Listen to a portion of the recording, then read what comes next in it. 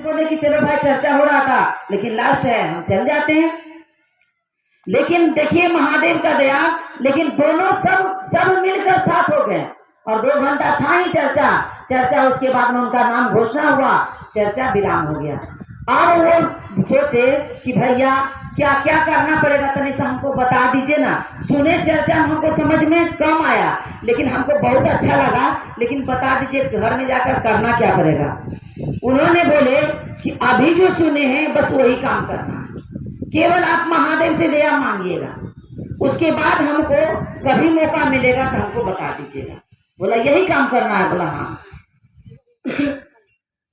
उसके बाद वो गुरु भाई चले गए। उस दिन से नित्य दिन वो महादेव से दया मांगते थे। जब उनको समय मिलता था, जब उनको याद आता था तो महादेव को याद करते थे। करते करते बताइए वो भाई कब कहाँ पहुंच गए कहना मुश्किल है। वो भाई हम लोग को भी समझाते हैं, हे भाई बहना इसको पहले सुनिए, हमारा तो सुनते नहीं है तो क्या समझिएगा। हमारा तो कहते हैं कि महादेव गुरु है कौन, लेकिन कहा जाता है किसी का बेटा बना है वही बेटा अगर स्कूल जाएंगे तो गुरुजी बन जाते हैं। नहीं कहते उनको मास्टर जी, नहीं कहते हैं गुरुजी, क्योंकि वो बच्चा को पढ़ाते हैं। तो हमारा तो क्या करने आए हैं, उसी स्कूल में हमारा भी आए पढ़ने के लिए, नहीं पढ़ने के लिए है। यह आध्यात्मिक स्कूल है भाई बहना। हमको और आपको समझना है तो कुछ न कुछ समझने का प्रयास करें, तभी मेरा और आपका गुरु शिव होंगे। और पहला सूत्र में वही बात है कि हमारा तो समझते नहीं है। पहला सूत्र में दया मांगना है, पहला सूत्र में दया मांगना है कि हे शिव आप मेरे गुरु हैं, मैं आपकी शिष्या हूँ, मुझ पर दया कर दीजिए। बस तो इतना ही तो कहना है। पहला सूत्र में दया को उल्टा याद होता है भाई बहना, इस बात को याद कर लीजिए कि दया को उल्टा याद होता है, हमको आपको याद करना चाहिए। अच्छा बताइए दीदी, मेरा और आपका बेटा है कि नहीं घर में? अच्छा बताइए, चर्चा में भी आए हैं, अगर यहाँ से उठिएगा तो कहिएगा पता नहीं मेरा बेटा खाना खाया होगा कि नहीं खाया होगा। हम उनको खिलाकर नहीं आए हैं, उनको नहीं याद कीजिएगा। उसी प्रकार है हमको और आपको याद करना है अपने गुरु को। और दूसरा सूत्र में जब तक आप नहीं समझिएगा तब तक समझ में दूसरे को नहीं समझाइएगा। जिस दिन हमारा समझ जाइएगा कि मेरे गुरु शिव हैं, हम शिव के प्रति खड़ा होंगे, हम शिव के प्रति कुछ बताएंगे, तभी मेरा और आपका गुरु होंगे। ऐसे नहीं तो अच्छा बताइए, जो अगर समझते भाई बना तो इतना यहाँ भीड़ लगा रहता नहीं रहता। कितना दिन से हो रहा है चर्चा, तब भी गुरु भाई गुरु बहाना नहीं है। अच्छा बताइए, जो गुरु भाई करवाते हैं इतना खर्चा करके, उनको कैसा लगता होगा, सोचिए तो कैसा लगता होगा। हे भाई बना, हमारा आप समझे नहीं है तो समझने का प्रयास करें, समझाने का प्रयास करें। महादेव अलग नहीं है, वही महादेव को हमारा मंदिर जाते हैं पूजा करने। अभी सावन का महीना आएगा तो हमारा तो बोले बन जाइएगा, कितना कष्ट होगा, सोचिए तो कितना कष्ट होगा हमको आपको। उस तब भी हमारा आप जाते हैं कष्ट करने, क्या पता फल मिलेगा कि नहीं मिलेगा कहना मुश्किल है, लेकिन गुरु बनाकर देखिए भाई बहना, कितना उससे अधिक फल मिलेगा। हमारा तो चाहिएगा तब ना, हमारा तो उसके प्रति खड़ा होइएगा तब ना, समझिएगा तब ना, समझवे नहीं कीजिएगा तो कैसे होगा।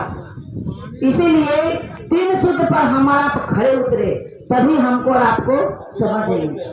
इसीलिए 3 सूत्र करते रहिए। पहला सूत्र में दया मांगना मत भूलिए, और दूसरा सूत्र में जब तक दया नहीं मांगिएगा तब तक दूसरे को नहीं समझाइएगा। इसीलिए दूसरा सूत्र जब कीजिएगा तो तीसरा सूत्र में नमः शिवाय के द्वारा अपने गुरु को प्रणाम करना। दिन में अगर समय नहीं मिलता है तो सोने वक्त अपने गुरु को प्रणाम कर लीजिए, 2 बार 4 बार 5 बार 10 बार, जितना बार हो सके अपने गुरु को प्रणाम करके सो जाइए। यही 3 सूत्र करना है। बताइए, अगर जो आप समझे सुबह सुबह दया मांग कर उठते हैं भाई बहना, बताइए तो क्या लगता है, अगर 5 मिनट किसी के प्रति, अगर 5 मिनट 2 मिनट मांग लीजिए, 5 बार दया मांगिए तो दिन भर काम करने में भी मन लगेगा। और जो भाई बहना मिल जाएंगे, अगर नहीं मिलेंगे तो घर परिवार नहीं है क्या, आपका बेटा है, आपका पुत्री है, आपका सास है, आपका पति है कि नहीं, उनसे भी गप कर लेंगे। हम लोग तो सपने में भी चले जाते तो चर्चा में खो जाते भाई बहना। याद कीजिएगा तब होगा, नहीं याद कीजिएगा तो सपना भी जाना मुश्किल होगा। हर एक चीज का सपना देखिएगा, लेकिन महादेव के बारे में सपना नहीं देख पाइएगा। इसीलिए जो आप करते हैं, इसलिए साहब कहे हैं कि जो आप करते हैं लोगों को बताने का प्रयास करें। इसलिए और आवश्यक सूचना है भाई बहना, हमारा जितना ही समझे हैं लेकिन कंगन पहनना नहीं प्रयास करते हैं। जिस दिन कंगन में पहनिए ना, कहा जाता है चर्चा आपका आसान हो जाएगा। हमारा कंगने नहीं पहनते हैं, सोचते हैं कि चूड़ी अभी सावन आएगा तो हरा हरा पहनेंगे, नहीं पहनिएगा, तुरंत बरसाती चूड़ी पहन लीजिएगा। अब कंगन 10 रुपया लगता है, 15 रुपया लगता है, क्या लगता है?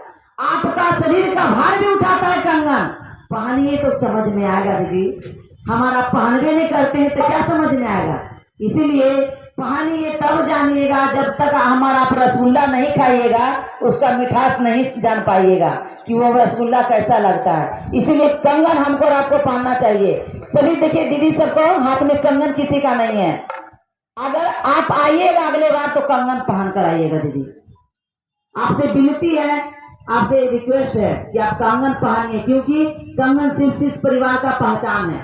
इसलिए कंगन पहनिए। आए इसी अमृत वाणी के साथ अपनी वाणी को विराम देते हुए गुरुवर से तमाम गुरु भाई गुरु बहना चरणों में प्रणाम करते हूँ। मेरा प्रणाम स्वीकार।